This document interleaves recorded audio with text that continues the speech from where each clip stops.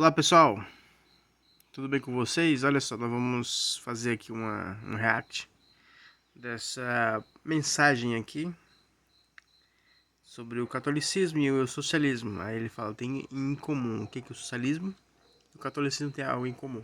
Pastor Rodrigo Marcelino. Central, Vamos lá. aquele espírito coletivista. A gente fala muito disso no Ocidente, o poder do indivíduo, combatendo o socialismo, não é? Vendo que o socialismo é um espírito coletivista e isso traz ditadura e improdutividade. Vou tentar mostrar agora. Não há nada mais centralizado do que a Igreja Católica. Nada. Que trabalhe contra o indivíduo do que a Igreja Católica. O poder corrompe. O poder absoluto corrompe absolutamente. Essa é uma frase famosa. O poder corrompe, o poder absoluto corrompe absolutamente. A frase significa o seguinte: o poder é uma tentação para que você se corrompa. Mas o poder absoluto não é tentação, não. Você vai se corromper. Quem tem poder absoluto vai se corromper. E assim governou a Igreja ao longo da Idade Média, com poder absoluto muitas vezes. Muitas e muitas vezes. O papado, como bem descrito pelos reformadores, é o anticristo. Não apenas um papa, o papado. O papado é um monstro que foi crescendo, crescendo, até o seu ápice no século XIV. Na bula Una Sancta, veja como eles definem o papado. Por isso declaramos que é absolutamente necessário a salvação de toda criatura humana estar sujeita ao romano pontífice. Pontífice, que vem de ponte. Não é Jesus que faz a ponte entre você e Deus, é o Papa. Por isso, sumo pontífice. Sumo, acima de todos, que faz a ponte. Não é Jesus, como diz Paulo, que é o único mediador entre nós e Deus. Não. O Papa é. Por isso declaramos que é absolutamente necessário a salvação de toda criatura, faltando a crase aí, né? A salvação de toda criatura humana estar sujeita ao romano pontífice. As palavras do Evangelho nos ensinam que esta potência comporta duas espadas. Esta potência, ou seja, o papado, comporta duas espadas. Todas as duas estão em poder da Igreja, a espada espiritual e a temporal. Como assim espiritual e temporal?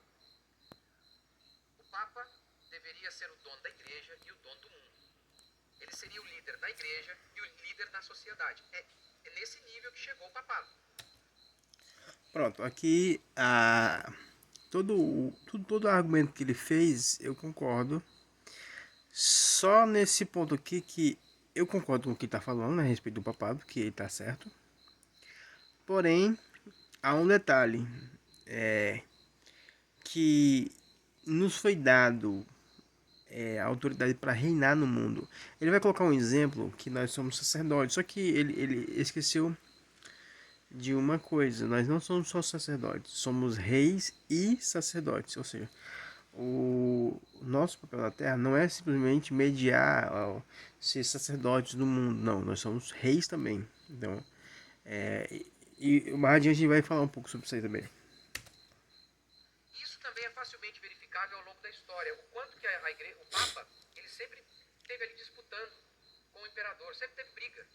Ele sempre exerceu um poder temporal, de governo civil mesmo.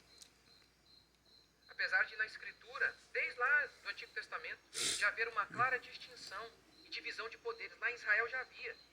Um sacerdote, um rei, ele não podia entrar para oferecer sacrifício. Pronto, aí é aqui que ele erra. Porque ele coloca o exemplo do Antigo Testamento, sendo que nós não temos o modelo do Antigo Testamento. A gente não é só sacerdotes. Jesus não nos tornou só sacerdotes. Nos transformou o reino sacerdotal. É um reino de sacerdotes. Ou seja, nós somos reis e sacerdotes do mundo. Devemos aqui tanto ter o poder político como o poder religioso. Não numa figura centralizada como é o papado, como ele está certo nisso aí. Mas a gente, como reis no mundo, devemos ser reis de reis. Não é isso que Jesus é? Rei dos reis. Nós somos membros do mesmo corpo. Nós somos parte de Jesus. Então, aquilo que Jesus é, somos nós aqui no mundo, disse o apóstolo João. Então, se Jesus é rei dos reis, é evidente que nós devemos também ter a consciência de sermos reis de reis. Entende?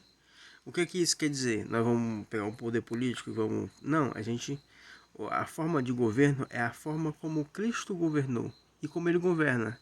É através da influência. Não é no poder militar ou coisa do tipo, não.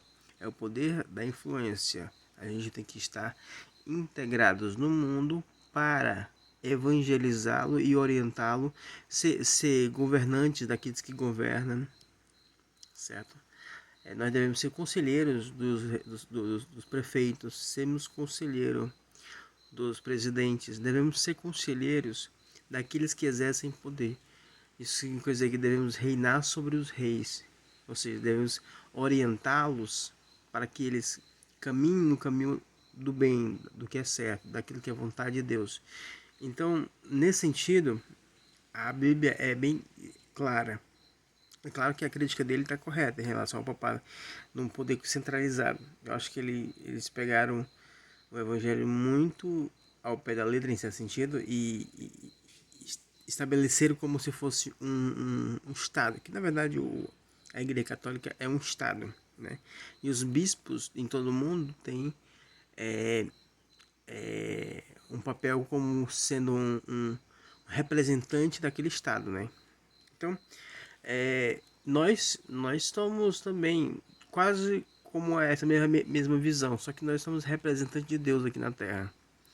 Então, nós devemos também ter o nosso papel ativo no mundo, né, como reis no mundo. Não podia. Saul foi rejeitado por isso. Havia divisão de poderes muito clara ali já em Israel.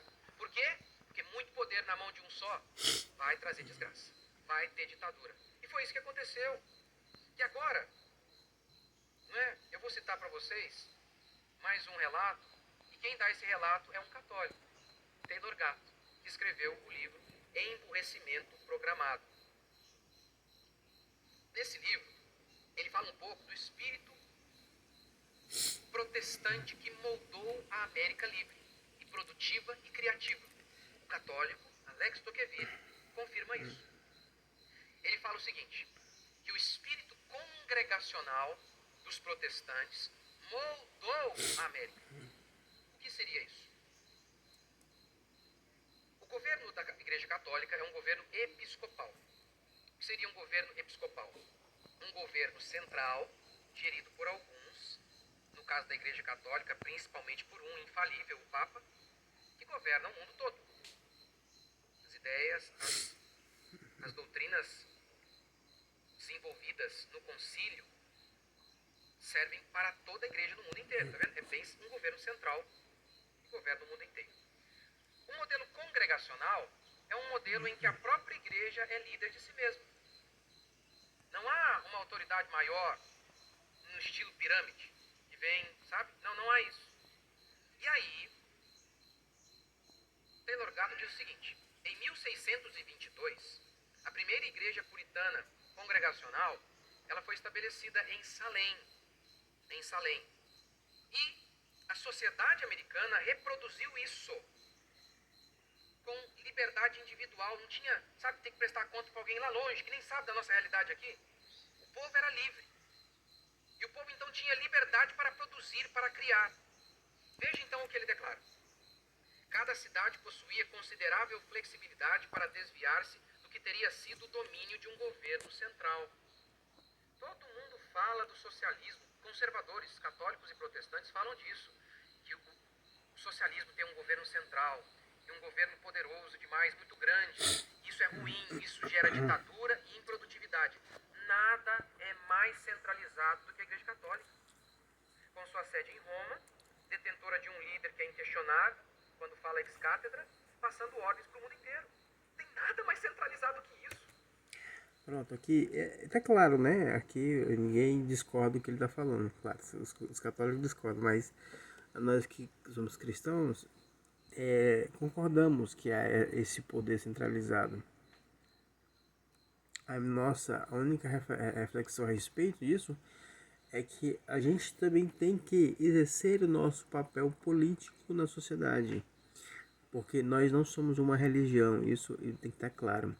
E a forma como ele falou no sentido congregacional, é como se fosse um modelo de célula. E isso funciona e funcionou. Dá liberdade às pessoas de pensarem a respeito da fé, desenvolverem a sua liberdade em Cristo, entendeu? Então, só que não ficar apenas no rito religioso, como alguns ficam, mas partir para mais do que isso, porque nós não somos uma religião, nós somos um reino, nós somos extensão do reino de Deus. Não é de uma religião, o que a maioria das pessoas erram em falar. Não é religião.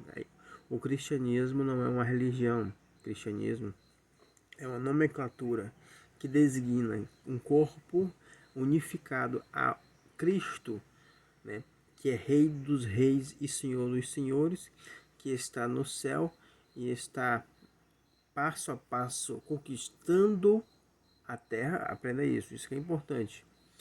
Ele tem todo o domínio da terra? Não. Tanto os apóstolos como ele mesmo diz que não. Mesmo ele afirmando uma coisa: todo poder a mim foi dado no céu e na terra. Porém, o escritor aos Hebreus disse que vemos Cristo coroado de glória e de honra, mas nem todas as coisas ainda estão submissas a ele. Então ele está aguardando aqui para que todas as coisas estejam submissas a ele. Quando é que isso vai acontecer? O último inimigo que vai ser destruído na morte? Mas ele não já ressuscitou, ele já venceu o último inimigo? Sim, ele venceu o último inimigo no corpo dele. Agora ele vai vencer o último inimigo no nosso corpo. Certo? Porque quando nós fomos redimidos, aí sim, tudo que está escrito vai se concretizar. Porque nós somos a extensão do corpo de Deus. Isso tem que ficar claro. Não é uma religião, nós somos o corpo vivo de Deus. Nós somos o santuário de Deus. Estamos sendo construídos para a habitação de Deus. Quando você para pensar nesses conceitos e nessa verdade bíblica, aí você vai tomar um pouco mais de consciência de quem é você no mundo e qual é o seu papel. Você não é um religioso que está aqui só para ir para a religião, para ficar benzinho com a vida. Não, nós estamos aqui para governar o mundo, para reinar sobre os reis. E isso aqui, no modelo que ele está falando aqui, congregacional, esse espírito que gera espíritos livres, né? Isso precisa ser cada vez mais implantado no coração das pessoas, para que as pessoas possam ser assim. Porque, infelizmente, também o protestantismo, né, o evangelicalismo, também está se tornando meio que um catolicismo, né? Poucos pastores são os detentores da verdade e que expressam essa verdade, estão criando um monopólio da verdade, né? E até corrompendo partes do evangelho, né? E deixando uma cicatriz feia para a igreja, que ao olhar do mundo parece que a igreja só quer dinheiro, venha, venha, venha. Então a gente precisa fazer essa autocrítica, avaliar e se impor no mundo de acordo com a autoridade que Deus nos deu, né? Não querendo disputar o governo com as pessoas, não. A gente já sabe que estamos acima de todo o principado e potestade. Isso tem que estar claro, né? Não estamos só acima dos governos humanos, isso precisa ficar bem claro. Nós estamos assentados com Cristo nas regiões celestes, acima de principados e potestades. Está falando de quê? Está falando de anjos e príncipes. Ó, se nós estamos assentados acima de príncipes celestes, quanto mais de terrestres. Isso tem que ficar bem claro na nossa mente. E a gente, a partir dessa mentalidade, desenvolver a nossa fé nessa direção. E impregnar na sociedade por completo o evangelho dia após dia, para que toda alma possa ser salva, né? Quando eu falo impregnar, não estou falando só de um moralismo, né, ou de moralidade, não, mas de tudo, de uma vida integral, vivendo para Deus, né? Totalmente. Não é por acaso que a nação mais próspera e livre foi surgir em terra protestante. É um espírito livre que pode produzir uma nação livre. Pois é, pessoal. Esse foi a nossa reflexão sobre esse tema. Até o próximo Olá, minha vídeo. gente.